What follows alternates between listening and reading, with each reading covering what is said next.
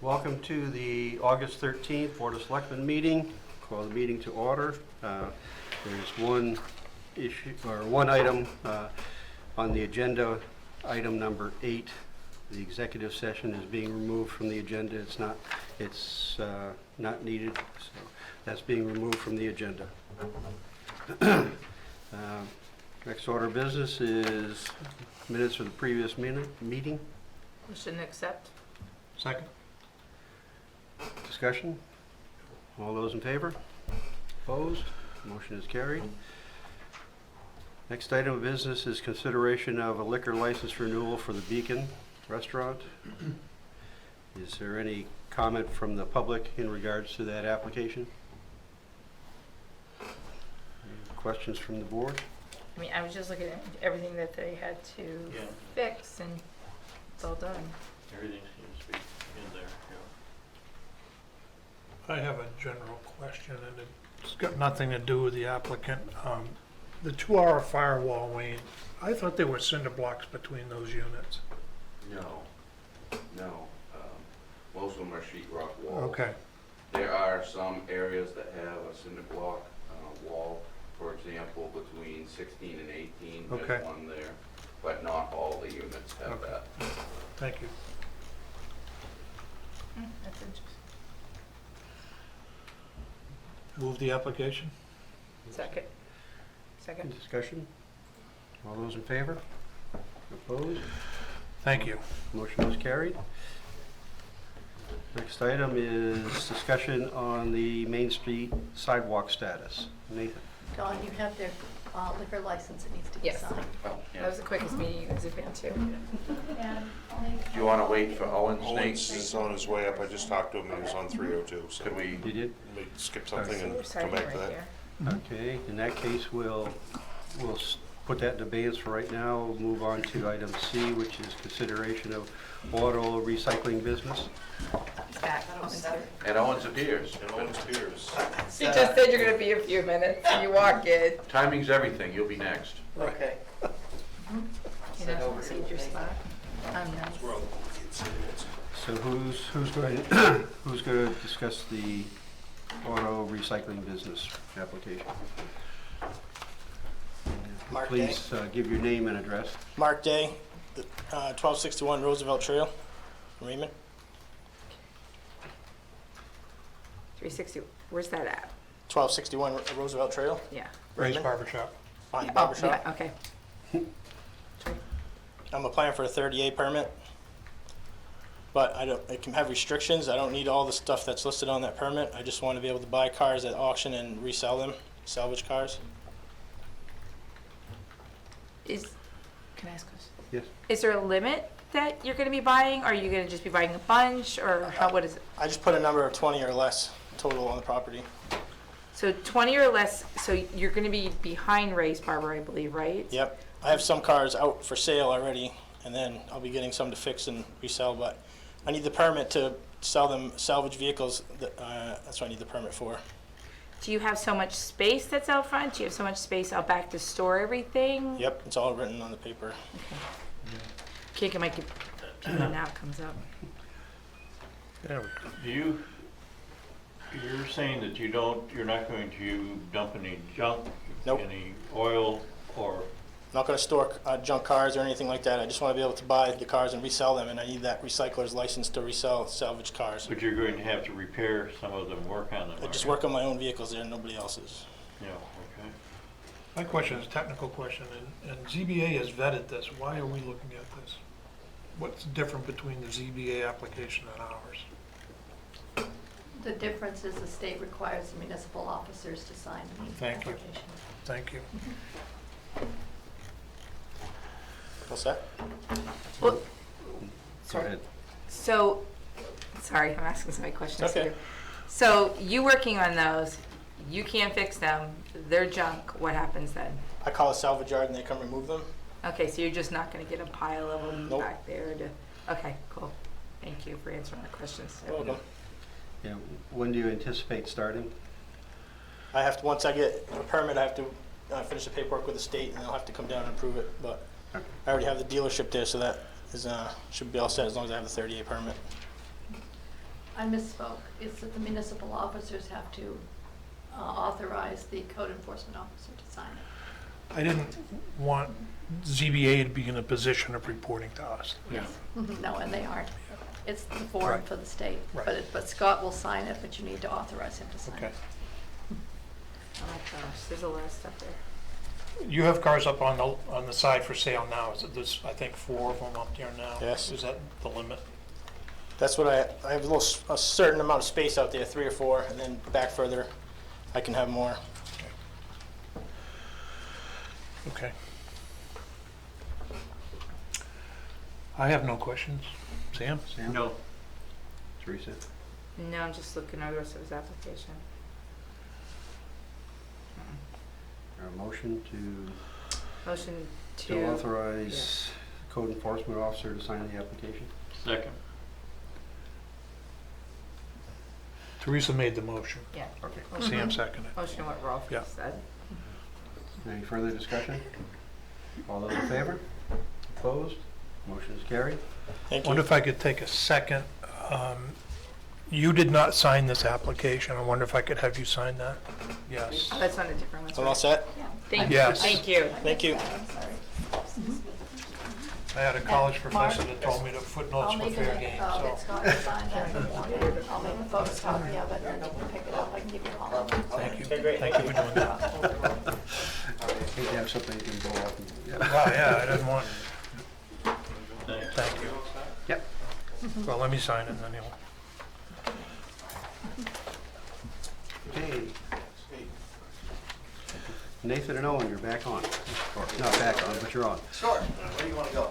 So this is discussion on Can't do the that. status of the sidewalk. I sit next to you. I don't want it at all. Just give her life so she'll be happy.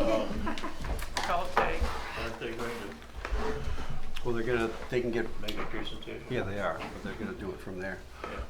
Okay. Nathan told me I had to sit. Just, He's a bully. yeah, he is. Good evening. Is it okay for me to jump in, or do you want to say something first? I would say this has been a project that has been under study, under review, under development, all the above for a long time. The term all deliberate municipal speed really applies here, and so, you know, I still think it's a signature project for the town. I think it's something that we should definitely do, but it hasn't moved along as quickly as I would like, and so now we have some option, or a option, and a decision point, or multiple decision points to make. But I hope that we can continue and move forward and do this. And but it's definitely something that has a number of imponderables, particularly from the cost standpoint. And so I guess that's what we're here to talk about tonight is, you know, how best to approach this and to do it in the most cost-effective, efficient manner possible, against the notion that we don't know what we're going to need for funding fully because of the particularly competitive bid environment we have right now. And the state's been experiencing that, other municipalities experiencing that. So I guess with that, you'll give us a couple of potential options. Yes. Yes, lucky me. Well, good evening. Just for the record, Owens McCullough with Sebago Technics, the town's engineer. So over the last, seems like a few years, we've been working through this project. This falls under the Maine Department of Transportation's local project administration, which means that the town, there's a 25%, 75% cost share. Town has 25%, and the state shares 75%. The funding comes from actually federal funds that comes through the state for these types of projects. One of the things we've been running into is a lot of cost escalation in construction projects recently. In fact, the DOT, you probably read about it, they pulled about 20% of their projects this year because they had to reallocate money to other projects because of cost escalation. This project is likely no no different than what they're experiencing. Over the last year, we've gone through what they call a preliminary design report with the Department of Transportation. We had a meeting here at the town office. We've had several meetings with the Department of Transportation. One of the things we ran into was we were seeing the cost of the project after we went through the review with right-of-way designation, determinations, and easements that would have to be gathered for the sidewalk. So in DOT's world, when you survey a road, even if there is a construction easement where you need to access somebody's property even a little bit to build your sidewalk or your road, they have a very prescriptive process that they go through to do that. They actually bring appraisal in, they appraise the land values, and they go through a negotiation process, and then there's actually payment that goes out to them. So that process has kind of started. It's been stopped for the moment because we've reevaluated the cost of the project, and we're looking at the project cost approaching about $800,000 down on Main Street.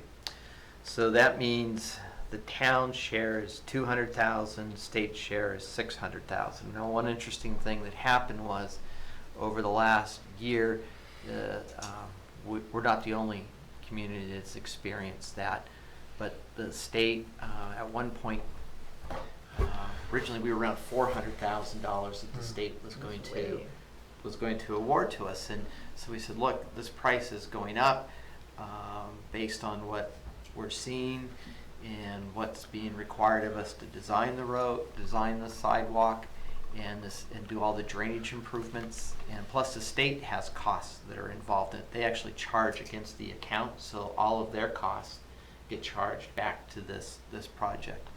And we said, well, okay, if we're nearly almost double where we were at,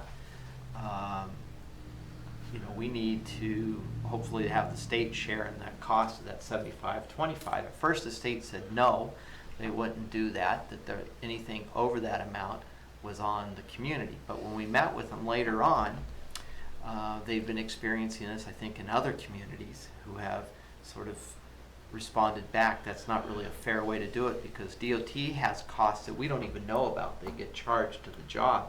We don't really know about it until DOT goes through the process. So we had quite a meeting here at the town office, or at the fire station actually, and DOT agreed and that they would cost share no matter what the cost ended up being for the project at that 75% level.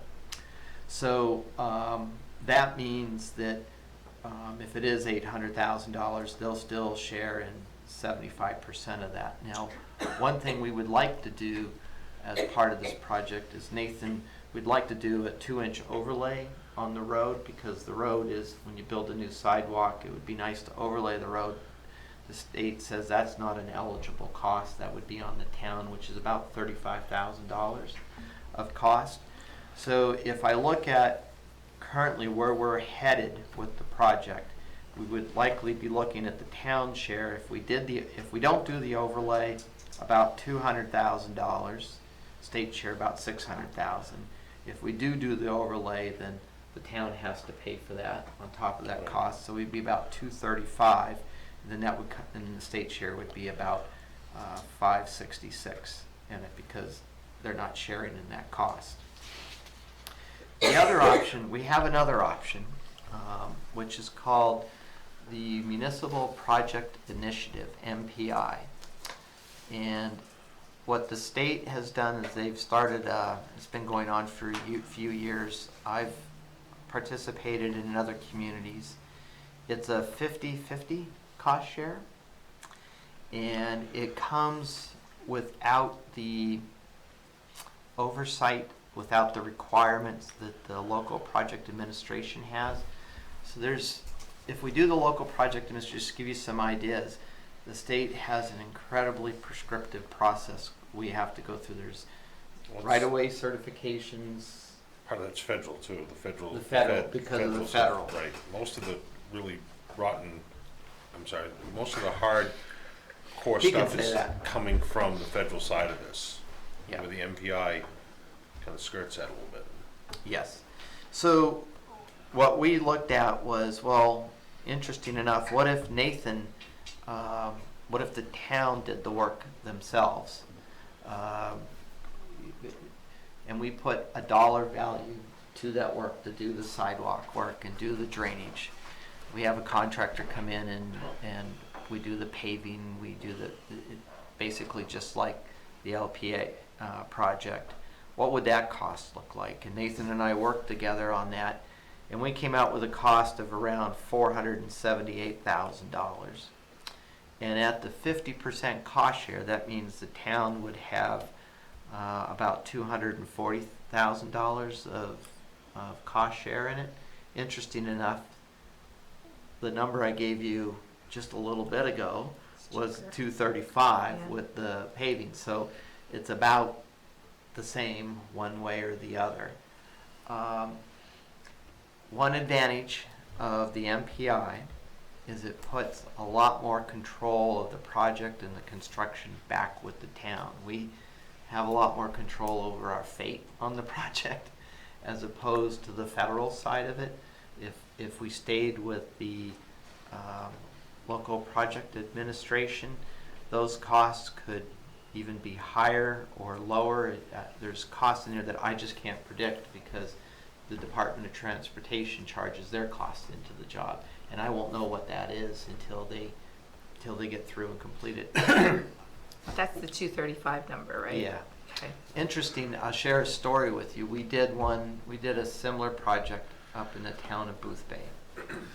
And Route 27, if you've been down through there, they did a sidewalk, about 4,000 feet of sidewalk from Booth Bay down to Booth Bay Harbor, basically from the YMCA up to where the new roundabout is. The right-of-way cost, the DOT charge for the right-of-way certification was about $90,000 on the project. I'm not saying that would happen here, but there are real costs that we can't always predict. But the state has said they'll cost share no matter what that turns out to be, they'll cost share in that.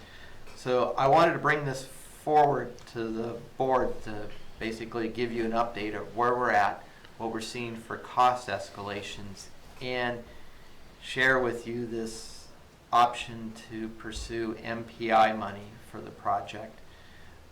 If the town went to the MPI, whatever the state has paid the town to date, the town would have to reimburse the state for it, which is what, $35,000 or something like that, you know, roughly.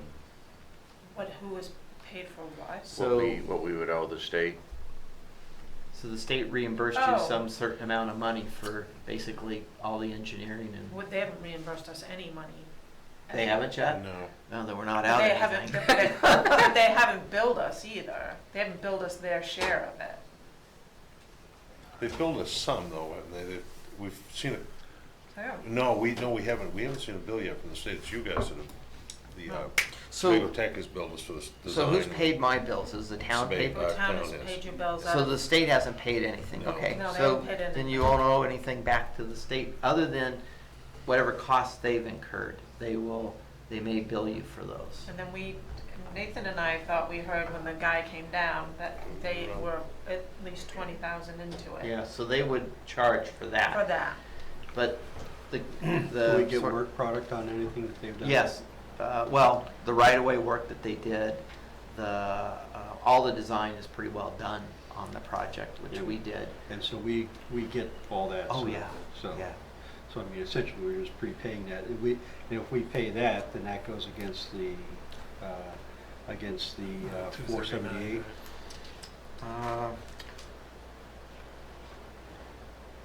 Yes, well, actually, yes, because what I did was that, well, that's the 802, I'm sorry, I'm the wrong one.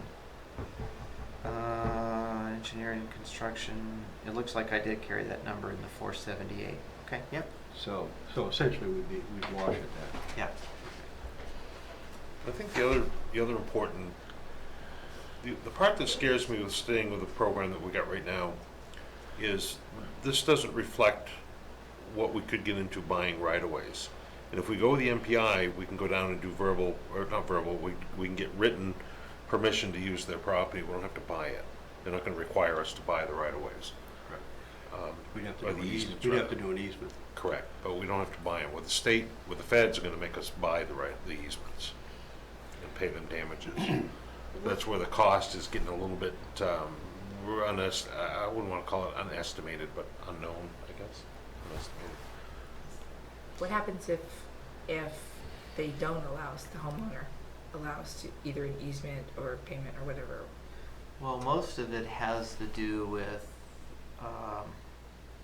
construction access. I personally think that we can do Yeah. all of the work and not get in the right of way. But DOT takes a more conservative look at that. Okay. And the right of way has been surveyed, so we know where it's at. So I think we have opportunity not to. And in many cases, if the owner let us grade a little bit onto their property, it would be their benefit Mm-hmm. because it would provide for a nice smooth transition to the sidewalk. So they would actually benefit from it. So the decision, I think, or the discussion tonight is to bring this forward so we can have some conversation around this, and I think pick the best path forward for the town. Nathan and I have talked, and Don, and we like the MPI approach because it puts a lot more control and a lot more of the unknowns back to us. What's the application process to get the MPI money? It's pretty simple. It's a letter and send them a plan and with a cost estimate, which we have. And I think how we got the additional funding in part was through legislative involvement, intervention, if you will. Yeah, that's Senator right. Diamond, so Senator Diamond's been very, very helpful, That's right, Representative Senator Fay. Diamond came to our meeting. He Yeah. came to our meeting, and so he was able to get them to rethink the thing and change the contribution. The sense I get in talking with the MDOT folks is that they, because of the scarcity of funding, particularly in the LPA project, column, they would be very amenable to the MPI route. And I mean, I can't guarantee that, but it seemed like that they would like us to disengage on the LPA, freeing that money up so it could be utilized elsewhere, and maybe there would be monies available in the MPI pot. The other thing with the MPI program is we're getting them to cost share the paving part of that road. With the LPI, we can't do any of the road construction in that. That would be two different projects down there. We can't incorporate the road paving with the sidewalks with the LPI. With the MPI, you can. So if you wanted to go a little bit further and do a different or a better job than just an overlay, you could, and you'd still be cost sharing with the DOT on that. The MPI money we would have, I haven't talked to them recently. Don, to date, is it FY 20 that they? 2020, where they're taking applications, if I understood. I think it's the same budgetary cycle, so it wouldn't be a delay as I understood it, but It's 2021, so we could start this project in July of 20, as we were gonna do anyway with the other project. Now, we would apply first to it, but in order to apply for it, I think we have to disengage the other process. We're not allowed to chase both pots of money. both pots of money at the same time. But I think before we did that, we might want to have a conversation with Senator Diamond, Yep. and Senator Diamond was very helpful to us. he's very helpful, and I think he wants to see this happen, and, his position on the Transportation Committee, I think, is integral to that happening possibly. Maybe one path forward would be if the Board of Selectmen were amenable to this, is we would continue the dialogue with Senator Diamond and the DOT to confirm that if we move away from the LPA, move to the MPI, that we have a high probability of success. And then that would Makes sense. give you give us some Yeah, sense of certainty that we're gonna get that Right, money. and I think any way you cut this, of course, it's a much more significant, larger cost project than what we had originally envisioned and applied for, and But I still stand by the notion that this is a signature project for the town to connect the, the Main Street area to the 302 sidewalk network. We have municipal properties in that area. Who knows what the future will bring, but I do think this is an important project, and I think it, promotes a sense of village and walkability and safety, and I just think it's a really important project. And having been through some of these before, in other places, they always are some level of controversy. There's always some level of difficulty, but when they're in and done, people look back and say, that was the greatest thing the town did, and they really enjoy them, and then oftentimes the opponents say, I was for it from the beginning. So that's how good they usually come out to be, and I sense that's what's going to happen here if we can get it done. Sam? If we go the direction I think you suggested Yes. with the MPI, do we maintain control of the process Yes. in the town? Yeah.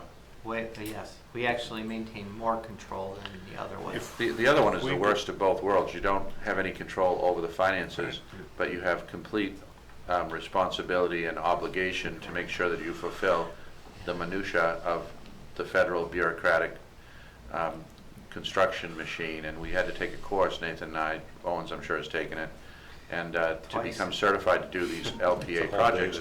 And we did one successfully. The 302 improvement water line project was an LPA project, so we have done them successfully.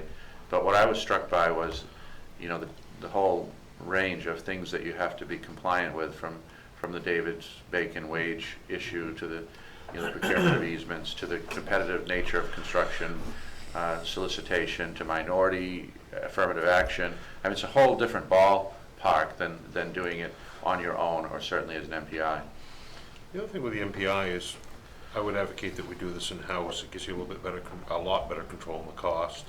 You won't be running into shouldn't be running into any really huge surprises through it. I guess we fix roads. I can't imagine sidewalks, it's just a narrower road. Well, the overlay that you're talking about, if by doing that, are you saving us from some maintenance downstream? Yes. And to what degree? I would advocate actually going one step further and grinding the road and reshaping it. That's actually in the MPI is a grind. Yep, the Yep. budget's in there. I carried a budget in there to mill the pavement and then do the 2-inch overlay. And what that helps with is it gives you a better bind to the Yep. to the pavement and reduces the reflective cracking that comes up. It works much better than just an I'm overlay. just looking at what happened in a couple of years out there, and if we can avoid. Well, and that's why I would advocate going that route, because what they've done out here on 85 is less than a Band-Aid.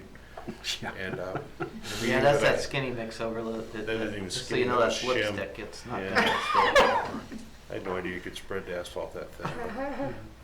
Going forward, we're going to be working with DOT on a couple other projects like Egypt Road and maybe do 85 in a couple of sections. I don't think if we don't do that, we're never going to see anything. Yeah. We're just going to see this continuing mess. And it's the same thing on Main Street. If we don't do anything to Main Street, I think that's 5 years out from a what do they call it, light capital paving, LCP. So regardless of what we do, regardless of which approach we take, which both come out about the same dollars, we're going to see something into the budget next year. Correct. But we would like to pursue this alternate course, because even though on the face of it, it could be, a de minimis difference to the positive in terms of the cost, most assuredly, when it's all shakes out, we're going to be better off with this program than the LPA, and local control, I believe, is the way to go. Well, yeah, where you've got, even though they're saying they're going to do cost share on the LPA, my gut tells me that at the end of the day, we're going to spend more than $250 instead of, and I see that as a runaway train is what I see it as. Because we don't know. They're unknown costs, and they're going to be unknown costs for a while. Nathan, I also, are you in touch with the residents in that area? I haven't been for a while. They're the most immediate. Yeah, I haven't been for a while, Sam. When we first started this, I was, And I think we've gotten over all the hurdles with the residents down through there as to where Yeah. the placement of the sidewalks is So gonna once we be. approve a plan to go ahead, I think Yeah. probably is a good idea to. I mean, the Oh, scope, it's the actually- scope and Yeah. placement isn't changing No, if we go scope and anyway. So, I placement mean, does not change. So We're they're actually- not seeing a design difference. The only thing they're gonna see different is my crew there versus a contractor, is what they would say. Okay. We're actually 80% done with all the design plans, so. You know, once we have, I guess, and it may not matter for the residents, if we can get, you know, an assurance on the MPI, you know, it is a requirement on the LPA, and it's certainly good practice. I don't know if it's a requirement for MPI, but we would have another community Yeah. meeting. I would have. So we should have another community meeting soon, Yeah. Sam. I agree. Just so I understand, what's MPI stand for? Oh, Municipal Project Project. Initiative. Thank Yeah. you. So how much money is on the table right now on this project? How much Well- have we spent? We had 65,000, we're down to 59, but we have not seen a bill from DOT, and the most recent stuff you've done, we don't have a bill for that yet. Okay, either. so we're in the $60,000 range already. Okay. Which goes against the 239 or would be in addition to? That goes against the Goes 230. against it. Okay. But we have I would say, despite the negative construction environment, because we can if we can get this funding from the MPI silo and take control, there is and I wouldn't guarantee this in any way, but there's always the opportunity that you can do things more efficiently, effectively, and that's what we're counting on, Nate. So we'll Cheap and do it. dirty. Well, I don't know if I'd say that. I'd say local and creative. And you can comfortably fit this in with the road maintenance that we have to do anyway. Right, next year, I've been anticipating we're gonna be somewhat involved in this anyway, and our next year's pretty much all overlay pavement for us. So my crew would be shifted. I haven't started to do a plan for next summer, because I anticipate them to be down there for 2 months. Okay, so what do you need from us at this point? Just a affirmative, you know, I guess, direction that we should look at the MPI money as opposed to the LPA money. We'll do some more coordination with DOT to give ourselves a high level of confidence that if we walk away from the LPI, the MPI money We'll be is there. most probably there for us to use and what the timing That's is. the think it's the sit sense down. I get from talking to Orel is that, but in order to get the highest level of confidence possible, we may need to have another on-site meeting with the senator. The But MPI's go ahead. The MPI stuff, we're gonna have to sit with Scarborough, Henry, and that group down in Scarborough that I went down on the Okay. DOT stuff on 85. That's where the MPI money will come from, and all the planning will come out of the Scarborough office. Okay, so we'll go to Scarborough then. Yep. We can set up a meeting with them. I say we go with the MPI, like they suggested, and then, get Bill Diamond in here too. Do a little bit more of that groundwork you guys need to do and proceed from there. What do you think? I'm okay with that. Everybody on board with that? I think so. I think we have more control over the costs compared to, because the unknown is what's this, I think the scary part of the LPA. So the direction is for Don and crew to look, to start working the MPI side, but have that meeting with Senator Diamond too, to make sure that Yeah. he's comfortable with it, so that, because he's put some skin into the game, so. Sure has. It's been helpful, very helpful. Nathan, where does technically 121 start? Is it at the library or is it at the 302? The state sees it from 121, starts at 302. Okay, so this in essence is a state road? Correct, It yeah, is. that is all state. It's a Okay. priority for That doesn't minor matter, collectors, just- what they call it, yeah. Which means it's on down on the lower end of things. The, All our stuff in town is all priority for, except for 302. the construction of the sidewalk, that's an asphalt sidewalk and not concrete? Correct. Okay, Asphalt and with a With a granite. slip form concrete curb. okay. I mean, there's some, I mean, we could look at concrete. No, I was just curious. I see a lot of asphalt. Yeah, that's pretty. How wide, wheelchair width or 4 foot? 5. 5. 5? We have to stick ADA compliant. And then there'll be new drainage along that curb line. I understand, once yep. we- Thanks. Okay. I'm a little unclear, is when you plan a meeting with Senator Diamond, I think that's very important.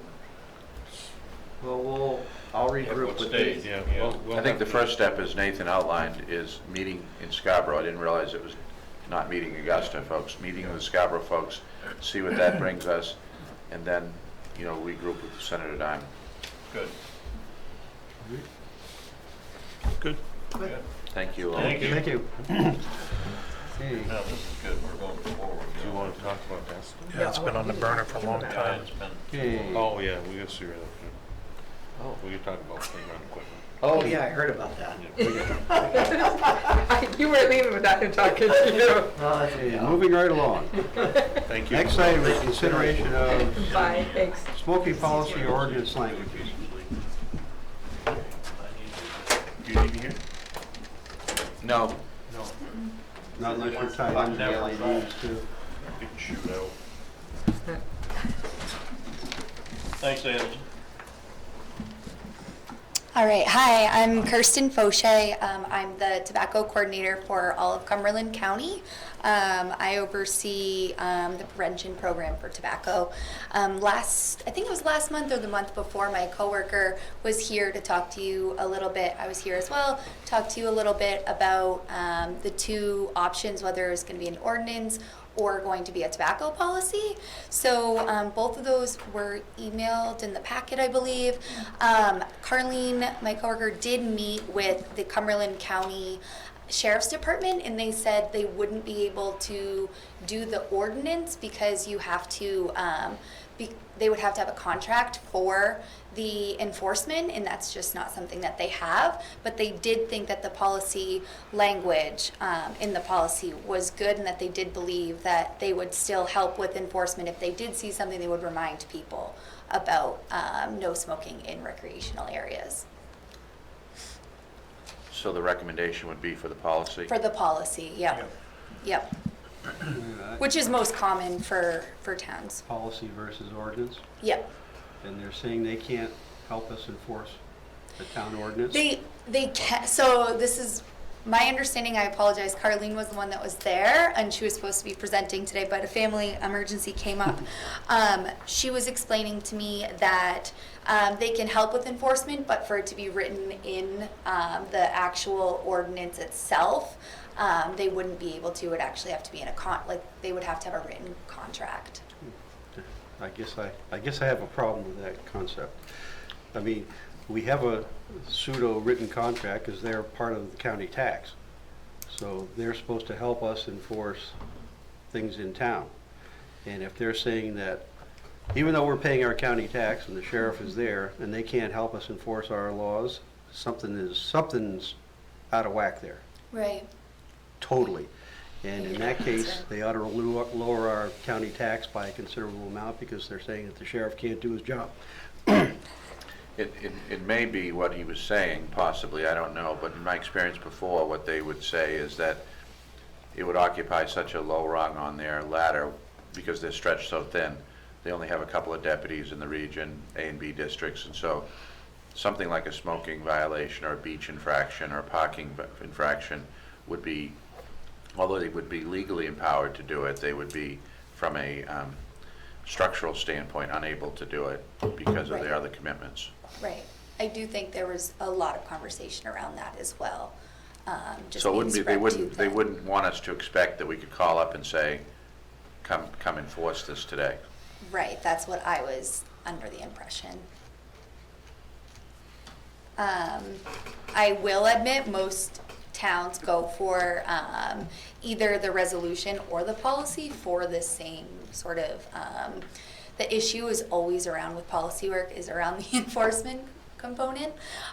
So in the policy language, which I believe you guys do have, we could put something in there for language saying that it is the responsibility of everyone using the town of Raymond facilities to comply with this policy. Town of Raymond residents, staff, and Cumberland County Sheriff's Office encourages to provide reminders to those in violation. So they would still be encouraging it, and it would just be it would be written lighter and a little bit more vague, so that they wouldn't be receiving those calls. I guess I'm looking at this as, I understand as far as the town of Raymond trying to be smoke-free more, but to me, I think, you know, we get a lot of people that are, you know, outside of Raymond, outsiders, and going to the beaches or the park or whatever, and to me, it would be like they're just looking around, looking for a sign to say, can you smoke here or not, is what it is, compared to, they're not gonna get on the policies. Well, and so a lot of people, so what the sheriff's department did say was that they were in favor of the signs because they've seen that if you have signs posted, that obviously reduces the use a lot. Right. With passing the policy, we do provide free signage, and I did bring them. They're like this. We also have larger, and you're allowed as many as you'd like if you pass the policy. And they're metal, and they have spots and everything. They're great. They're universal across the state. So everybody that does pass these policies all has universal signs. So people most certainly are not first time seeing these signs. And then we also have these ones which are new coming out. And doesn't go so much with this policy, but this one is about, this is being a smoke-free area, but also includes marijuana on it, which is something that's obviously big in our state right now, and also electronic cigarettes, because that's a huge issue in a lot of our towns right now, is electronic cigarette use. All right, so in here too, we have a fine. Did we even establish what the fine would be on? Because You it's, can't have a fine if you're gonna do it as a policy. no, I know that, but I guess I'm looking at it as people are gonna look at signs first. That would be me. Yep. Guys are gonna look at signs first. A policy, I think, is just to say, okay, you know, anybody that's challenging it, this is what the town of Raymond has. But I know in the past, we have run into issues regarding enforcement. And one of the things that we could not do here, and this was a board that I came in front of years back, is the pedophiles, or, you know, the sex offenders. You know, we couldn't enforce something like that as much because we don't have a police department here. We can have a policy, but we can't enforce it because we don't have, and we had the sheriffs here too. So we're kind of like, again, I guess sometimes our hands are tied on some things. Well, I have a problem in general with unenforceable policies. Well, right, Because and of that's what I'm this saying is we don't have anybody to really So- enforce this. So what we're getting by enacting this policy is some signage. Yep. Is that right? Yep. That to me doesn't make sense. What? I mean, we can create our own signs. I guess I was just going to say, how would people feel as far as we don't have a policy? We're just going to encourage people Right. to not smoke at these public places. Is Right. what it is. You know, like the big influence that, you know, you don't smoke at the parks, you don't smoke at the baseball fields. You know, people aren't allowed to smoke in cars right now with kids, anyways. But I don't think we should have a policy we can't enforce Right. it. That's This my is concern. great in Portland or South Portland where there's cars riding around and they can say, hey, put the cigarette out or something. So we We do don't have have a that. resolution as well that's it doesn't even bring up enforcement in it, which basically is just your basic don't smoke in a park. And that was presented last time we were here, and you mentioned that you guys liked the stronger one because of enforcement. So that's what we're running into, because most people actually, like I said earlier, most people pass either a resolution or a policy because the ordinance is so difficult to pass because of the enforcement component. But most towns are passing the resolution opposed to the policy, just because it honestly doesn't bring anything up about enforcement. It just kind of covers you. I can pass this over to you guys. Yeah, I'd like to see that, please. Yeah, it would get you to be eligible for signs as well. So say we have a bunch. It's all about Sorry. the signs. Well, yeah, I'm not even looking at. I'm thinking we Thank have you. a couple people that are down at the Sorry. beach here on 302, and they go out to the street because they're not allowed to smoke on the beach. Yeah, Veterans Park, that's something like Right, that. and so what happens is they're walking outside the park. Technically, they can Right. smoke, but if Right. they are sitting there, there's nobody there at that beach. You got Tassel Top that is monitored. We have the baseball fields that you would have the signs that people, you know, could remind, or they could go out to the street to smoke. Or they can be dismissed from that area. But who's going to dismiss them, Sam? And then what legal authority do they have to do that? The only person that I think that has that legal authority is the sheriff or Nathan in that case, and then that puts Nathan in an offer position. Or Sue Lamar. Well, oh, She but she no, I'm- could be in that position. well, that's that case with the park, yes. Right. But like when you got somebody at like Mill Street, you know what I mean, or you know, in that case, any part of Tassel Top whatsoever, as soon as you go in the gates, we can have Right. the signs up. But on the other hand, is and no offense to you at all, we can definitely do our own signs and put them around. And we butted up against this several times that if we don't have a police department to enforce this stuff, then why do it? Right. But I know that we're trying to Well, put if you- word out to yeah. people. I mean, you know, enforcement is one side, the policy says that here's, you know, we're declaring that a smoke-free zone. You know, and, you know, you're talking about 99.9% of the people, if they see a sign that says no smoking, they're not gonna smoke.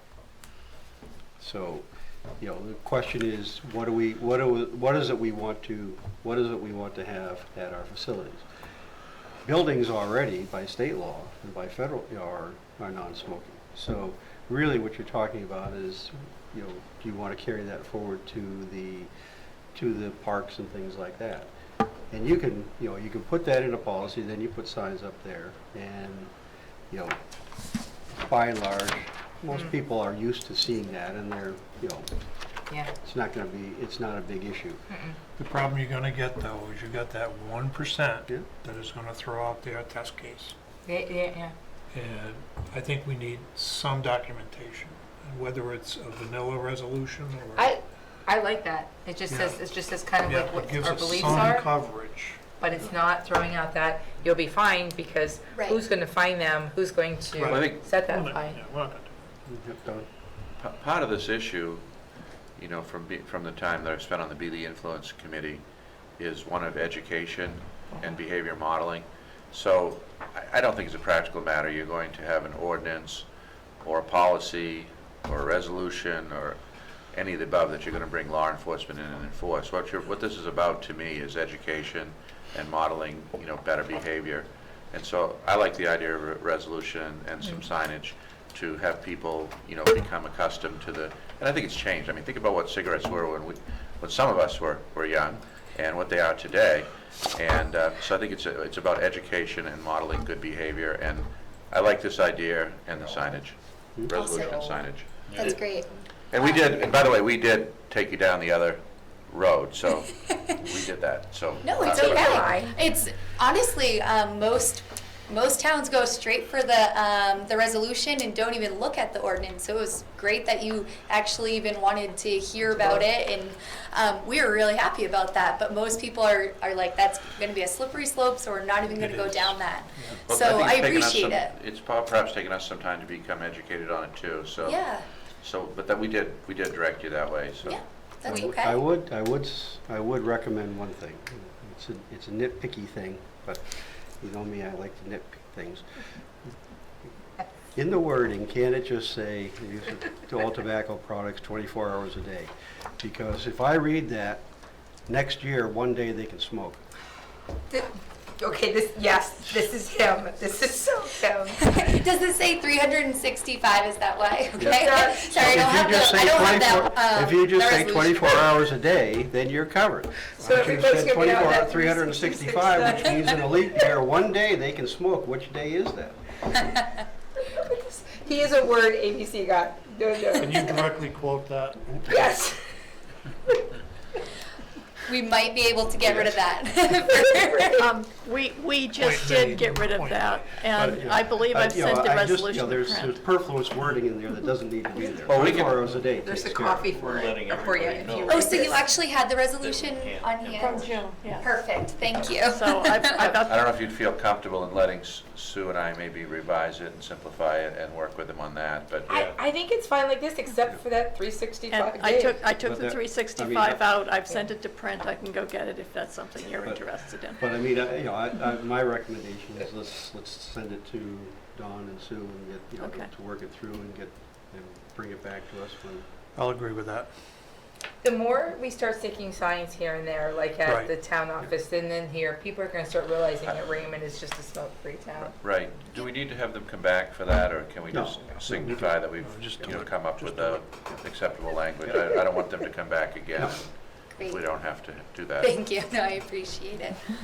We'll Alright. notify you, That's so we'll do that, get that done, and notify you when that's done. Great, and then once you send that to us, we can have a conversation about how many signs you'd like, and we can get those out to you. Okay, thank you. Great, There thank would be you. somebody to challenge that though, you know that. I've never Thank had you. anybody ask that, so I'm bringing that to my attention, so I appreciate that. Thank you. Okay, LED streetlights. Okay, Who's got that one? Mr. well, Chairman, it'll probably be a combination of myself and Kathy, but, so this is another project that's been, you know, going on. yeah, just, do you want that on the September agenda? Hmm? Do you want the resolution on the September agenda? Well, let's see if he gets it done. It's done. Okay. Then put it on this. She did it already. Well, Need to smoke. Something. So are we Okay, ready? Yeah. yep, Are we ready to roll? we're ready to roll. Okay, so LED streetlights. Why LED streetlights? I can't pull up. First issue is LED streetlights reduce significantly energy consumption. They have a much lower maintenance cost than high-pressure sodium bulbs. There's nothing to, you know, replace. They have an extremely long lifespan, perhaps 6 times the lifespan of a high-pressure sodium bulb, which is a very long time to begin with. So they're going to be, when they fail, it's basically you dispose of the LED head and replace it, but they would not be expected to fail for, you know, perhaps up to a couple decades. So we get much better quality light distribution from LEDs, so that those people who are concerned about dark skies or light pollution, it's very directed light, downward directed light, and extremely efficient, no toxic elements. But the thing I think that will resonate most with you folks, I think, will be the cost savings and the fact that this is a significant, or will be once we get by the capital piece of it, a significant savings for the town moving forward. At one point, we were somewhat on the leading edge, not exactly, but we were among, if not the first communities, in the sort of the first group of communities looking at this. Some had already were underway with the implementation by the time we jumped in a couple of years ago. But because we're working with Gorham, that town has already approved their funding, and Wyndham, which is getting their approvals for direction tonight, and Standish, which is putting this to a vote in November. We've stayed with the other towns for cost savings, and so we've kind of gone along with, you know, the combined speed. So it's taken longer than anticipated. But anyway, the cost of the project is about $78,936 with a 4.8-year payback period when factoring in the equipment, leasing, and power consumption savings. Annual supply and delivery costs for this proposal would be $2,400. So we did look at the decoratives. We have 87 or so decoratives and other town-owned lights, and we determined that the payback period on those would be, you know, at this point, we believe to be cost prohibitive, but we'll continue to look at that and look at options for converting them in the future. One of the coolest things about this that Kevin loves is that it has smart technology controls built in, which means you can control it from your laptop, from your phone, from your you know, head-mounted chip, whatever, your iris-mounted control device, Kevin. So you can do all those things, and so you can beam up if you wanted to, and at the scene of an accident, you could, and I would recommend this. You can beam down. You can turn down the electricity, which will provide for longer life even. So if you went from 100% lighting, and we saw the difference down to Wyndham Public Works the other day, so 100% down to 90 or 85, you could pick up 5 or 6 years of luminaire life, which is pretty cool. So I'd recommend doing that. And You can mess with somebody real bad beaming up. and yeah, beaming so down. so we looked at the current costs with CMP, and then we looked at the conversion to LEDs. And then CMP also has an LED option. So Kathy Ricker, our finance director, put together a little graphic on those costs. And so we look at it over a 15-year period. If we stay as we are, and we're looking at 337,500. Town ownership with LED is 154,536, and CMP LED conversion would be 205,500. So that's it in a nutshell. It's a cost-saving proposal. It's energy efficiency. It's technology that'll take us forward for some time, we believe. Interestingly, the current inventory of lights is about 27 years old on average, which is pretty old. And but despite that, we still have to have a buyout from CMP to buy the remainder life of these fixtures. I guess they thought they were going to be 1,000-year fixtures or something, but anyway, so we have to do that. But despite all of the costs and the difficulties in doing this, towns have found a way forward and are doing it and are quite pleased with the quality of light and the savings. So that's what we're recommending: town ownership, town maintenance.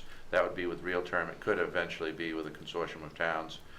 So we would own them, the utility wouldn't, and we would take care of them, and that would be how lighting goes on into the future. The CMP thing, just, they can't get their act together anyways, so I'd be glad to get out of that. Yeah. There's a discrepancy in the number of lights between the write-up and the Well, there's original survey 100 that was done. 110, 112. We had that discussion. Did we end up going with the 112 number? Or the Well, there was 110? 113 in the survey that was done. Yeah. Well, Well, I it's, just wonder, is that because we've taken some out, or? no, that's because of the inaccuracy of the CMP count. Okay. And that would be the lighting equivalent to your smoking policy question. Yeah. That would be right along that line. I mean, Yeah. I will tell you a story. I mean, very quick story, and that is I did a conversion many years ago, maybe 3 decades ago, and so we as a part of that we had to do a count. And what we discovered was that we were significantly, and we may find this out too as we start taking these things down, but we were significantly overpaying because we had far fewer lights than what CMP had listed. So when I did the conversion project, I was able to pay, in those days the cost was $28,000, I think, for the new luminaires for the village of that town, and we were able to pay the entire capital cost with the overbilling savings. And so, trust me, if it turns out that we don't have that many lights when we're taking these things down, we'll be looking for a credit. If we have more lights than that, we won't be looking to pay any extra. See, told you. Additional lights, if they get, roads go in, what's the cost for additional lights going forward? Oh, to additional. And the reason I'm asking that is, I'm kind of hearing in the periphery that the planning board, if they're looking at developments, they're recommending lights, traffic street lights go lights, there. yeah. So, is it going to be easy enough to add on? I think it will be, but I don't have that number. You don't have that number. We can get it. No, we certainly can. We can get that and get that back to you, but I don't know that number. Yeah, because that would be something that the planning board would break, because I think that's a requirement they're going to put on the Yeah, developer.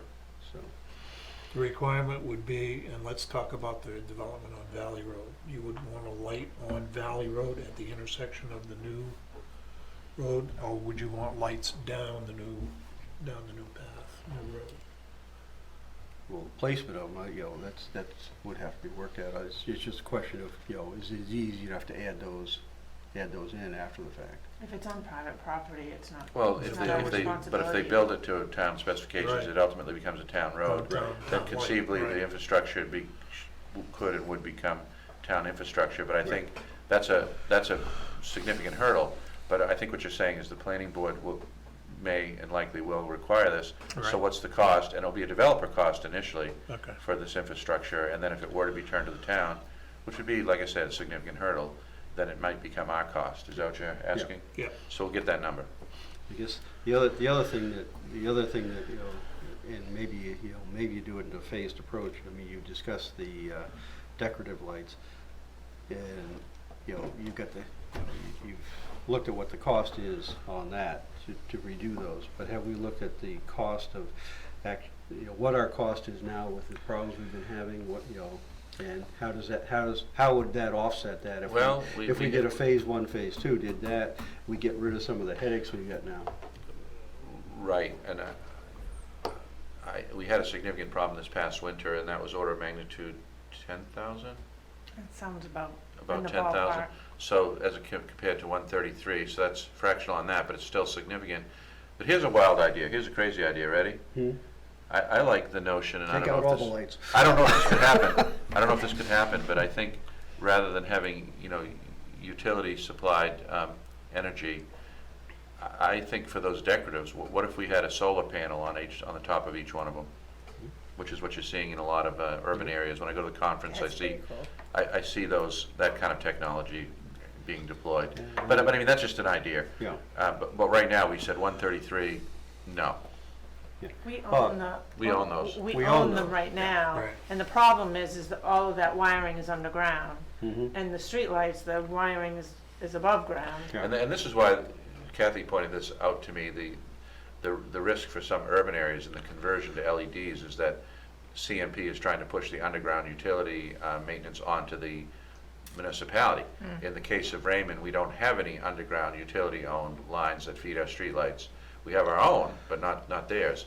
So for a town or city like Portland that would have probably significant underground lines feeding their streetlights in various areas, it's a real concern.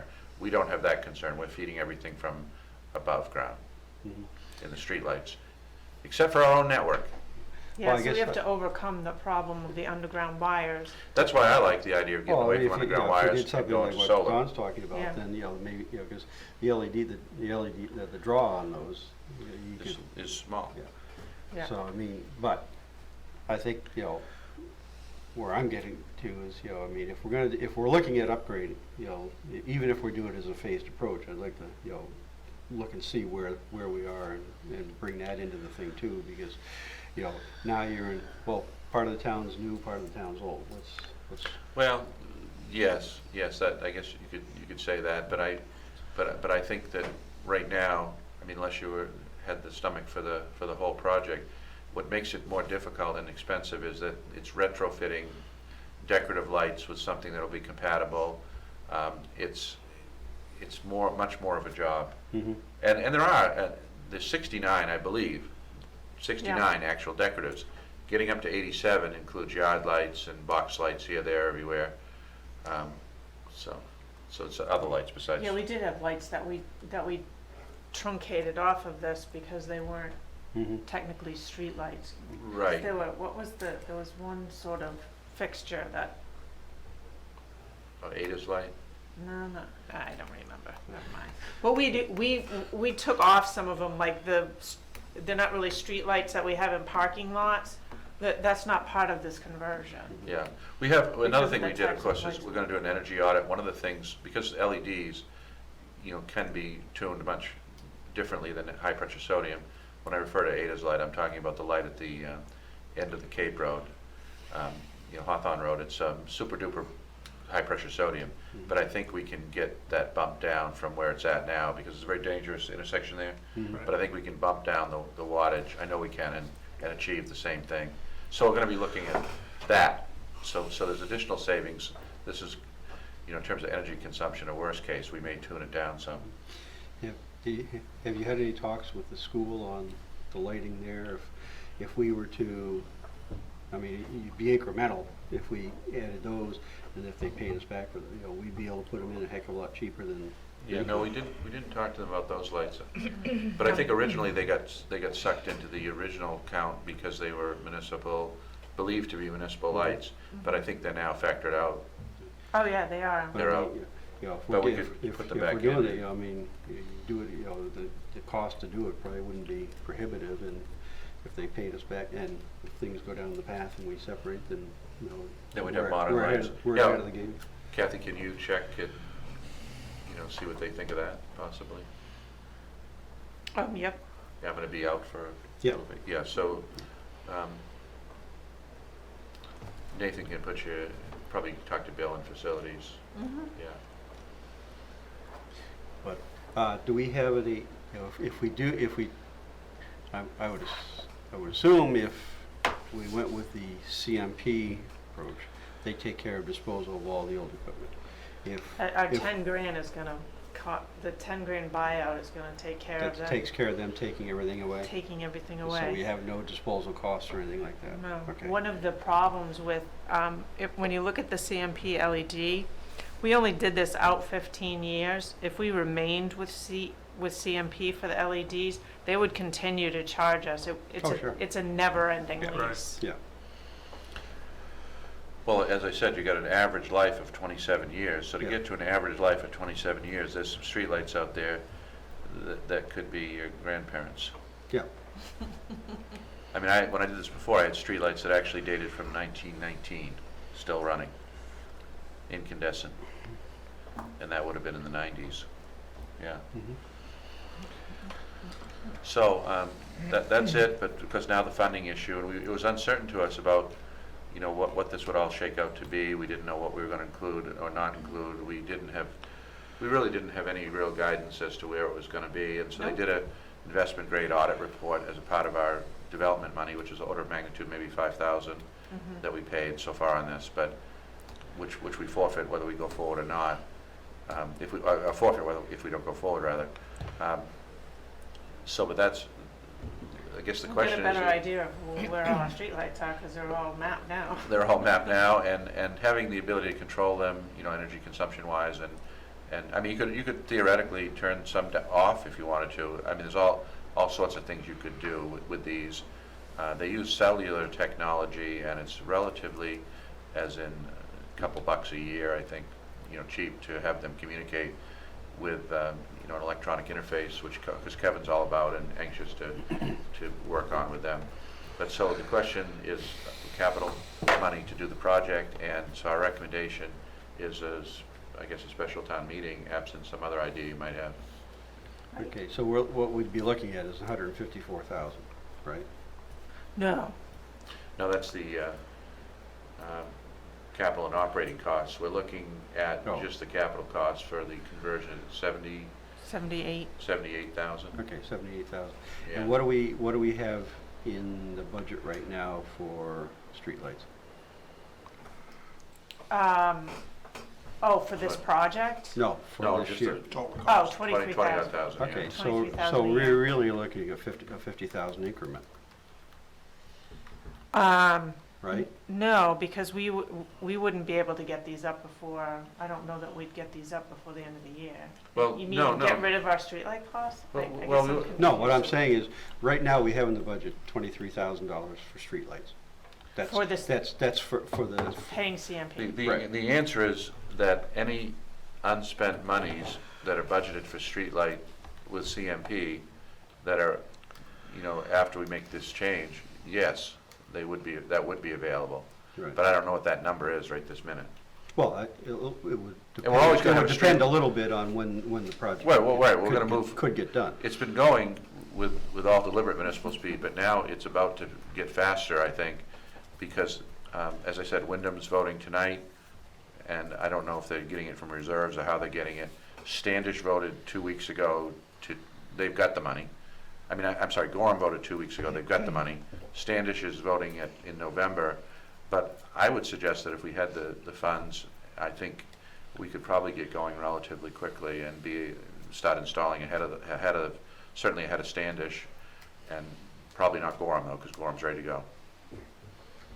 And we're gonna have, this is gonna be at CMP's discretion, because she as much as said that to us. They're gonna do it with their level of Municipal speed, Yeah. You mean the removal? taking them down. The removal. Yeah, because we really can't do And- anything until, Okay, I didn't know that piece, so that could slow us down. You don't have any sense of that? I didn't, She just said it would be slow. yeah. Well, yeah, because they're losing money, so it's going to be slow. Well, I can't say that, but at least from the real term standpoint, talking to their folks, I mean, we get the approval and they're ready to go. Okay. But getting them down, I don't know. That tells me that there's a time lag between removal and replacement. No, that we would have to, I think we would have to do them simultaneously. Okay.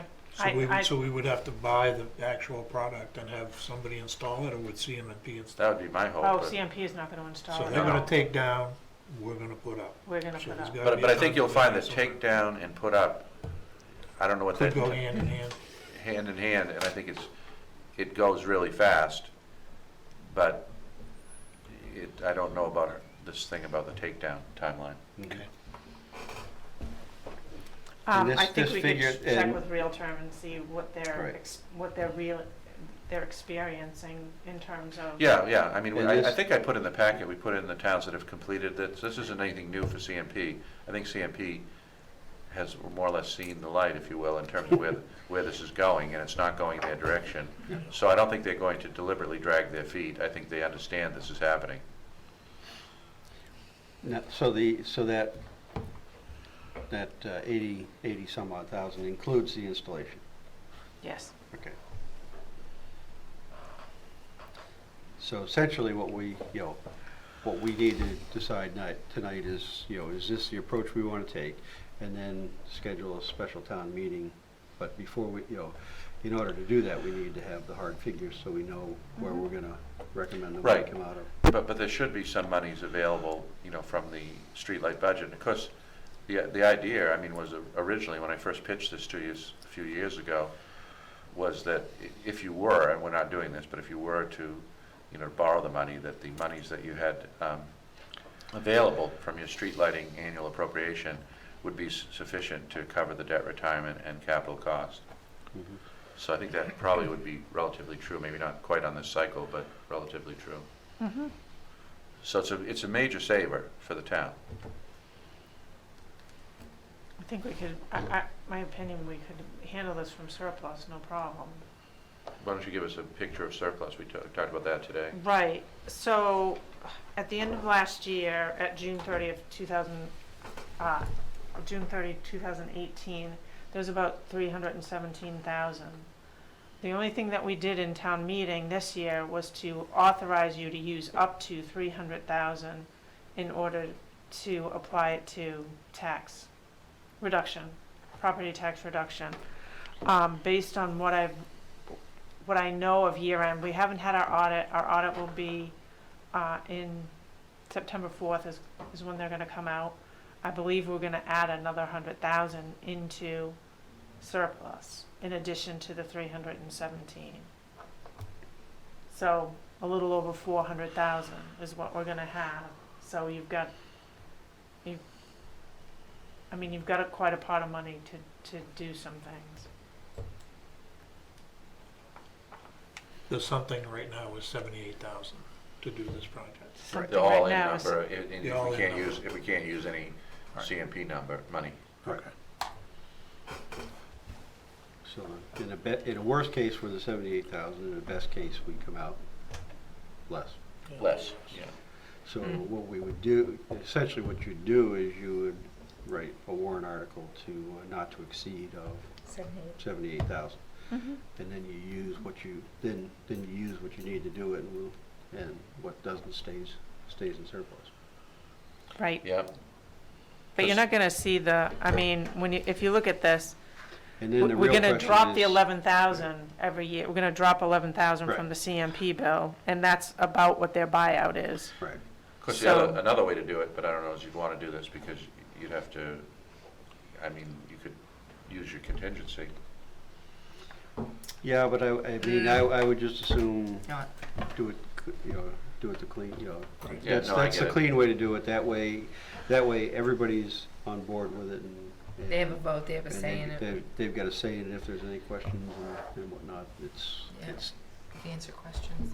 I mean, at the end of the day, is that where it'll end up? Yeah, probably, but let's. Yeah, definitely, yeah. Yeah, let's make sure that, No, I was just putting that out as an option. And you could certainly have a public meeting about it, or whatever you want to do, but you're right, special town meeting is the cleanest way to do it, sure. Yeah. So you're asking then for a special town meeting? Yeah, But I would do it as a before- part of a selectman It's meeting. not me Yeah. doing it. But what, what we'd want to know for, what has to get resolved first is, is a couple things. This is the question, it's the questions that'll come up. Timeline, what the real, what that real cost is going to be. Because that's the logical questions that are going to come up there. When's it going to be done? What are we going to see? What, what issues are there? So, Right, but the issue, we can find that out, but I think we've got to, I think as soon as practicable, authorize the monies, and then we can later on refine the actual schedule, but it would be my recommendation that you schedule a special town meeting as a Well, part of your, we have requirements anyway, right? well, It's gotta be posted 14. well, 7 days, yeah, Oh, so, seven. but then it also needs to get, And you have to have it the also public needs to go hearing. for budget finance approval. Because it's a money article, so it's going to require. right. So you, I mean, I don't know, we've got to, So they're going to, so they'd have, so what are you thinking of I was thinking of September, are you thinking later than that? November. well, either that or October. I mean, October would be fine, the real question, I guess, and that gets into the timeline element, is if we were to say, when we say go, what's the ramp-up time? If the ramp-up time is 3 months, That's gonna get, that's one thing. If the ramp-up time is only 2 or 3 weeks, well, that's something different. And that information you can get to us, and then we can kind of. Well, I guess, so you can gather some information, and Yep. if you want to, But I mean, we can put on the September agenda to schedule the special town meeting. okay, with an expectation that it will be October, November, because Yeah. real term's going to want to know what Yeah. that'll put us more on a track with Standish, which is fine, I guess. Because I mean, at the end of the day, they're not going to be wanting to install these in December. So the question is, when, from an installation and a decommissioning time, where's that timeline fall?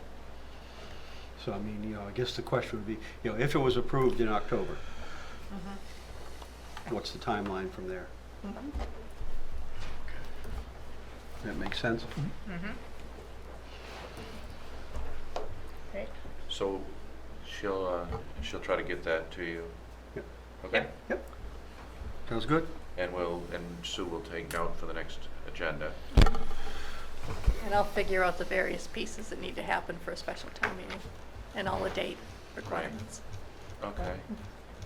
thank you. And maybe if you would give, Bob Goslin a heads up also, budget Yes. finance chair, Oh, yeah. that something, Okay. that something might be coming. Something might be coming down their way. Yeah, just give him a heads up, and it's under development. He may, I don't know if he knows about it or not, actually. They might be watching it tonight. He might be. But anyway, I'd like him to know about it. Okay, well, thank you. Thank you. Okay, update and consideration of fines for sandwich board signs left out overnight. No. Oh, boy. It's you. Me. You're on. Well, what happened was I had a conversation with Scott a little while back, and he had just mentioned that we have a couple town, I want to say, I guess, things on his list of things that people can get fined for or whatever. And he has, thank you, Kathy. And he has talked to several people on 302 about it and told them to take the thing back. But, where's the bite to it? We have it in our ordinance that you will be fined, but there's no fine amount. And I think there might be one or two others. So, I want to know what the board wants to do. This one's saying it's a $100 fine. He writes them a letter, he drops them, delivers a letter. It does say in here, though, in this one, that they can be in the area, I want to say it's the public area from the sidewalk to this curb is where it is. But some of those signs are a hindrance that people can't see around when they're pulling out of places. So I guess I want to know what the board wants to do. Can we go ahead and authorize Scott to go ahead and charge him that fee? If he has to talk to him again. Well, It gives him a letter. Yeah, but the question would be, does this wording exist inside the ordinance already? It exists that there is a fine. It does not say what the fine Okay. is. And he, I In think that case, you cannot. well, wait a minute, I believe well, and I think he talked to the attorney about it too. You're changing you're doing a wording change to an ordinance. Ordinances have to be approved by town meeting. Okay? You cannot just add words or remove words from an ordinance without town meeting approval. Well, If Wait. you had, alternately, if you were to create a fine structure that's what I think he needs. outside of the ordinance that says, here's what that you could do, but you cannot unilaterally change the ordinance. I think that's what he has to do. I think he has to go back for different things that he gives people warnings for when there's not a fine. So he actually has a fine sheet, I believe. You know what I mean? But so he would go back then to put that language back to what it was, but then he would have a cheat sheet. That's fine. Does that make Sue? What we've been aiming at is changing the ordinances, and this is one that hasn't been changed yet, to state that the fines will be as defined by the selectmen in this fee schedule. Right.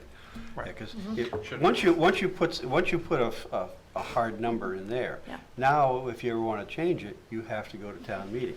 If you say that you have, if you say there's a fine and the fines are then defined in a fee schedule, that's an acceptable way to do it. And that's a change that Scott intends to put forth. Is it, how many have been changed? How many ordinances have been changed so far? I don't know. Would it be possible to have some sort of a blanket article to give the selectmen that authority over the ordinances rather than doing one by one? That contain fines? We would still need to find all of the spots in the ordinance where it says this is the fine for Okay. this. If the ordinance says there is a fine, then by definition, you have already approved that. All you're doing now is taking and putting the fee schedule out that says, you've already said there's a fine, here's what the fine amount is. So you don't have to change the ordinance. The ordinance already allows for the fine. All we're doing now is Put it on the defining the fee fee. schedule. Yep. But I gotcha. I think Dawn's question was, are there other places in the ordinance where we have the same kind of Right. scenario? Yeah. Yeah, and so And check that and then so we need to check update the fee schedule to include the fines in there. And that's been then Scott's bring- aim. And then bring that back. This may give Scott bite to be able to follow the letter that he Yep. threatens them with, or whoever, Yeah, whatever. yeah. That make sense? He didn't have that before, and I just thought that's kind of weird if something that got started, but I don't think it was finished up. Everybody on board with that? Yes. Okay. Consideration of a proclamation for Camp Agawam's 100th anniversary. We have I have it here. you have it there. I have it here. Okay. So what's under consideration is a proclamation commemorating and recognizing Camp Agawam for the 100th celebration and alumni reunion. Whereas Camp Agawam in Raymond, Maine is celebrating its 100th year as a traditional summer camp dedicated to the personal growth, character development, and fun through activities like swimming, sailing, outdoor living skills, woodshop, camping, canoeing, lacrosse, and more for boys ages 8 to 15.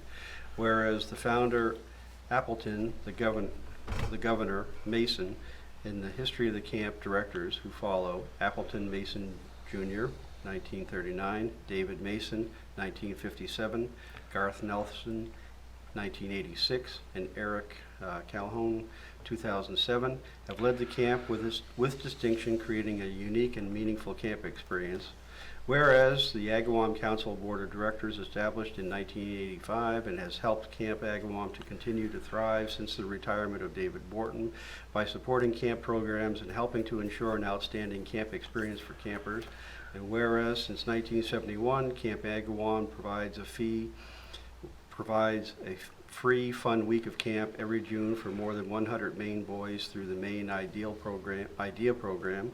And whereas Camp Agawam maintains life-changing traditions for the campers like personal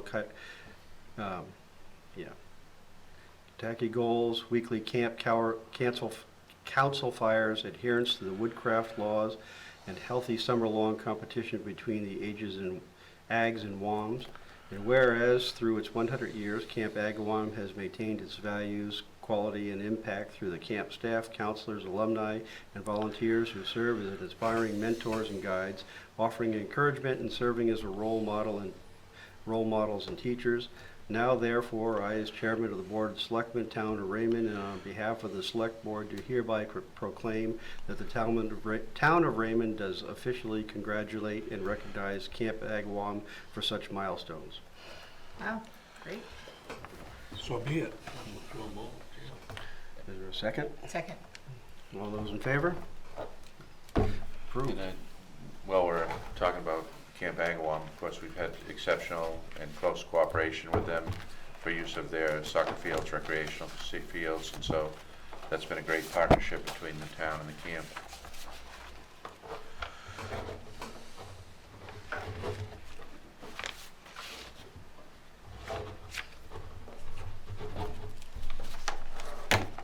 I'll let you decide which color they get done. No, Sue's going to. Okay, next order of business is consideration of communication strategy. Teresa Sadak. Since I left chair, I had to get my thing still in there. Okay, I brought to you guys, I think it was last month, regarding the biggest issue that people complain about in town is lack of getting information, lack of communication, getting word out to people. So we have, and I didn't even count them, we have a huge pile here of the survey that I had stuck out on election day, June, and they keep filling it out at the town office. And with what I'm finding is like the Raymond TV has got the less. They have like only 10 people like been watching it. The website, the newsletter are all pretty low. What has got the highest is the Wyndham Eagle. And so a lot of comments in here about the Wyndham Eagle too is, in addition, as people are saying, I want the Roadrunner back, I want a newsletter, I want to be able to do this. The newsletter we have, the town, so we're trying to work, still getting it up to date and stuff like that. What I am recommending or hoping to get started is a communication person here in town that would work with the town as an in-town employee for so many hours a week. That, I have no idea how many hours it would be. It would be up to Dawn and Sue and whoever else at the town office to do that.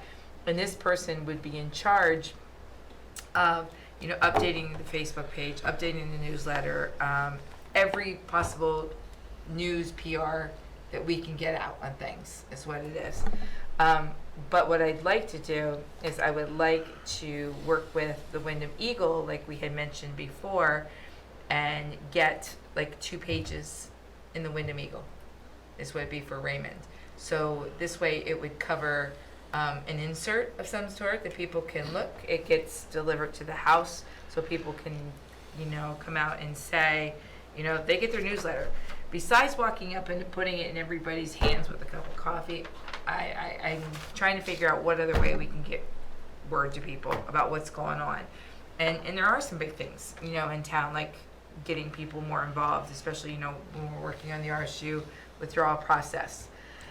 So I'm going to throw a number out there. I don't know if it's still what it is, but before it was $400 per page, so it would be $800 for the center pages, and it would be Raymond's.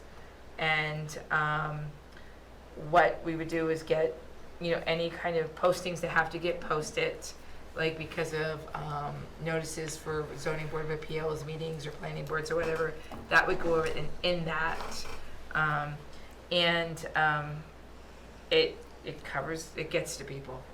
And if they're not getting that, I don't know how else to get word to them. So what I guess I'm here at the board tonight is to say, how do you guys feel about hooking up with the Wyndham Eagle to do something like that? And I think it would be Dawn's call to get an employee in to cover and, that would be under your watch. Yeah, I have a couple of leads, one really good lead, and she's away vacationing now, but somebody who's well experienced with this.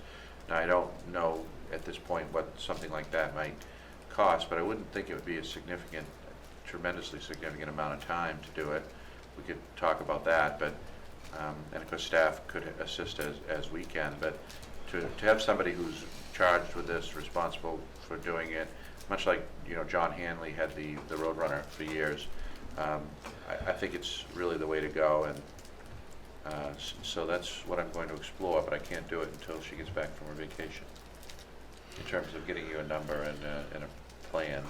Right. I have an idea. And I think the plan may fluctuate, it may not, but I think if, I mean, it's all we hear, and I know the age-friendly survey was an issue regarding communication. You know, somebody had said, you know, like the fire department was mentioned several times in here, change the advertisement. We've already done that, so that's checked off the old box there. You know, Raymond newsletter, quite a few people said that, bring back the Roadrunner, that type of thing. But I think, But I think why this is better than the Roadrunner is, yeah. it's, like the Roadrunner, it's 100%, you know, citizen saturation, everybody gets it, so it's like that. And once people get accustomed to it being an insert and on a certain interval, you know, monthly interval, let's say, I think it could be, you know, something that people look forward to getting and seeing. And cost-wise, I don't think you're going to beat this program compared to doing it all ourselves. You're not going to come close.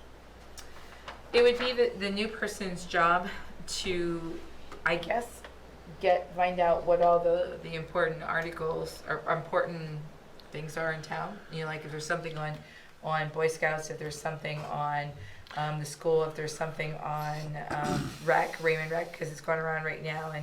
And one of the things that just recently happened is the PTO or PTA or whatever it is in Raymond, they have closed their membership, meaning that it's a closed site now instead of open that anybody could get on it. And I did ask the person why they did that, and the response was because I guess they're going to try and get word out in different venues on there somehow. They're going to redo their thing, so people are just not putting anything. And the PTO, PTA is a big avenue for us to hit school people, parents, teachers, you know what I mean, that type of thing. Bless you. So I hear, you know, at these meetings and our withdrawal meetings that, you know, hey, why are we not hearing word of this? You know, where can we get more information? And I think this is a huge, huge benefit to be able to go with the Wyndham Eagle and put an insert in the middle. My opinion is I think it's worth a try. Mm-hmm. I'd like to have access to the school, because I think we're going to need to fill up 2 pages is a lot of words. So I think we're going to need sports schedules or honor rolls or something like that going in. I would have no advertisers. And I would have the village library, the village church, the nonprofits. Oh, there's so Become many part of things that, that we yeah. can, Okay. and We used to, just so you, on the Roadrunner, and because I remember John Minucci's comment about my column, he called it, he looked forward to the excruciating detail coverage of the Board of Selectmen meetings. I remember that. We used to fill like Don's Corner. 16 Yeah, I remember. pages, you know, I Yeah. mean, the old Roadrunner was 16 Yeah. or Yeah. 18 pages, so I mean, don't underestimate our ability for excruciating detail. This person that he's talking about too is got kids in the system too, so she's multi thing, but But and yeah, Lorraine, pull those Lorraine other loves people in. coming to our meetings. We make her laugh. You know what I mean? So she's with the Wyndham Eagle, you know, and But we certainly could pull those people in, but I don't have any doubt we're gonna have content, Okay. that we'll have enough content. That's not a doubt. Okay. I'd give it So- a try. Yeah, so you're taking that on to look at. Well, I'm working with Teresa on that, right? What I would look at as far as financing on that is, do we have any freeboard left in the TIF? Kathy was supposed to look that up, and I forgot to ask her. She didn't get back to me. Yeah, so I'm she sorry. found, I think she said 18, was I that right? think it was 18. 18,000, yeah. So we can, Because I would, What would I- I mean, it perfectly falls under community development, Right. which is an allowable under the TIF. why don't we do this? When I return from vacation, which will be approximately the same time as the person that I've been talking to will return from her family vacation, maybe we could get together you know her, we could get together, the three of us, and talk this through. Mm-hmm. How about that? Yeah, that's fine. And Sue? Yeah, because so- I honestly don't know, and it all depends on how much is put into it, how much time they want to give up on it, and you know, we still, Sue has a call in to Kelly, I believe. How much, Mm. how much time, Lorraine Glozak, to do a couple pages of the Eagle? What do you think? If you were talking to town employees and writing that, what do you think that would take? Maybe 10, 20 hours. Well, but she's not only doing that, she's also updating the website and the newsletter that's on there, whatever. She would be technically the Well, yeah, you've got to flush out the whole, PR. Well, I guess that's the first thing, we want to know everything we wanted to do, yeah. Yeah, exactly, and that would be your guys' call. I want to get this thing out there, throw it at you, and say, okay, finish it up. Okay, well, No, I know, I yeah, don't no, mean it, no, I'm I not think, gonna I throw think, it I at think what we'll do is we'll have a group meeting, you know, maybe I'm on vacation, everybody's though. involved. I guess that would be that's probably Kayla, Sue, me, you, and, you know, this interested party. Yeah. Well, and one of the things I did is I talked to Kayla and Sue both about it too, because I don't want to step on anybody's toes about the stuff that they're doing, you know what I mean, and Yeah, not take it yeah. away and stuff like that. Well, I don't know how much you want to cede to this person or not. I don't know. Well, that's something we can sit down and talk in the meeting and Yeah. see how many hours that they want to do too, but I think the more that we get word out to people that, okay, here is, somebody wrote in here, a real community newsletter. This wouldn't be a newsletter technically, this would be the newspaper. You know, so meanwhile, they're also reading what's going on in Wyndham and surrounding towns, and then that spot for Raymond. Well, and there are some things, like you've mentioned, updating the website. There are kind of two pieces of our website, if you will. There's the front page that has the news on it. Mm-hmm. There's all of the background data that's behind that I wouldn't expect this person to update. And once again, that would be your Yeah. guys' So- call so as to there- what would it be isn't on the her whole plate and thing. what's on Yeah. yours. Yeah. So it might just be the headline news. Well, and I mean, some of the things that people are concerned about is not updated, I think it was emails, agendas, but that was more for, I think it was twice as just mentioned planning board and zoning board, so I don't know. They did have a lot of things to say that we were doing a great job. Nothing, doing a great job already compared to other towns lived in, thank you. Yeah. so you get some work to get done, and then come back, you know, define what it is and define where you are, and then, as I say, you know, my inclination would be if we've got freeboard in the TIF, to use that first. Yes. And then whatever you figure out, looking towards the next budget cycle, build that into the TIF budget. Right. Okay, well, let's, so we'll have that meeting when she returns. Yep. Okay. Works for me. Yeah. Cool, thank you. I think it's, and I gotta tell you, if we do this, and one more person says that we're not getting information out there, I'm gonna throw something. We're All trying, right. we're trying to keep up with it.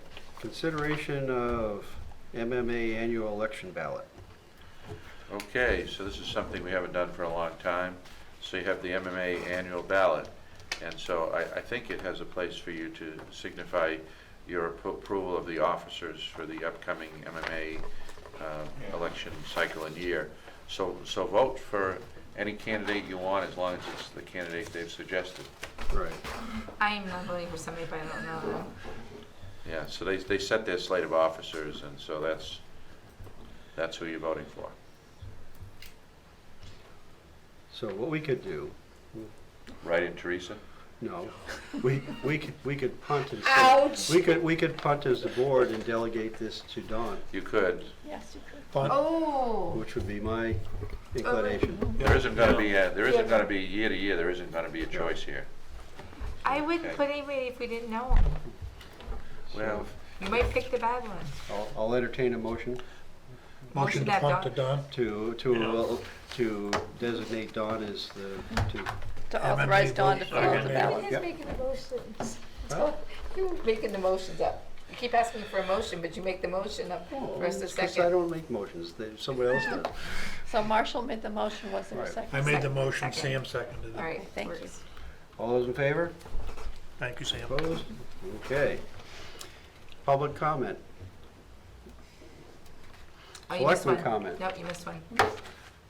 RSU Yes, update. I have a selectman comment. Wait a minute, Okay. RSU update. Oh, sorry. RSU update. There's not much to update because we haven't had any meetings. Our next meeting is September 10th. So there'll be more to come after that meeting. Can I give you a quick one on that? We met as I want to call it the One Raymond thing. I think we have a lot that we can help as far as the town and the school working together. Some good ideas came out of it. Yeah, some it really did. good ones. So that'll come up at the, RSU withdrawal meeting? yep. Okay. All right. Okay. Selectman comment. I should inform you that the Board of Directors at Tasseltop is starting to explore ideas on how to make their properties more available. Okay? And there will be information probably coming in November, December for implementation next year. So Good. Good. they're working on it. Good. Okay? Good. Excellent. Other selectman comment? Okay, town manager's report. Any communications? Okay, so first we'll confirm the dates for the upcoming regular meetings, September 17th and October 8th. October 8th is Let's see. September 17th, yep. And October 8th is a Tuesday. but it's, Early. Huh? Early. Hmm? It's early in October. It's Yeah, the second week of, Columbus Day is it's a the week second ago. week of No, I October. think that's the 7th, isn't it? Columbus, Day. Columbus is the 14th. Oh, it's the yeah, following week. okay, then I'm okay with the 8th. Okay? Yep. All right, so reminder of upcoming holiday schedule, Monday, September 22nd, or 2nd rather, my eyesight 2nd, Labor Day. As far as report, I would tell you today we had a meeting with another, not Lorraine, but another reporter from the Wyndham Eagle, and so we're going to have hopefully a nice story about the Gore Road project. Good. And so we took some photographs and interviewed the crew and interviewed Bob King. Happened to be sitting in a lawn chair watching the construction project. So we interviewed Bob King. He's going to talk to Deb Cabana. He's going to talk to Deb Cabana. He's going to talk to Steve Valley. So things are progressing, and coming along really well. The tree work's done. The drainage is largely done. We're beginning to putting in culverts and so forth, which is part of the drainage. And so we'll soon start on the road work itself, and we're looking at a mid-September completion. So most people are pretty happy. You can't please everybody. Some people would like it to be going faster, but we're going as fast as we can go, and I think it's coming along very nicely. Good. Very good. Yeah. So if you haven't had a chance and want to go down and see, it's already quite a transformation. There's no treasurer's warrant, is there? There is no treasurer's warrant, it was last week. Okay. So that's Motion to adjourn. Second? Motion to adjourn is seconded. All those in favor? Meeting's adjourned. Thank you. here's the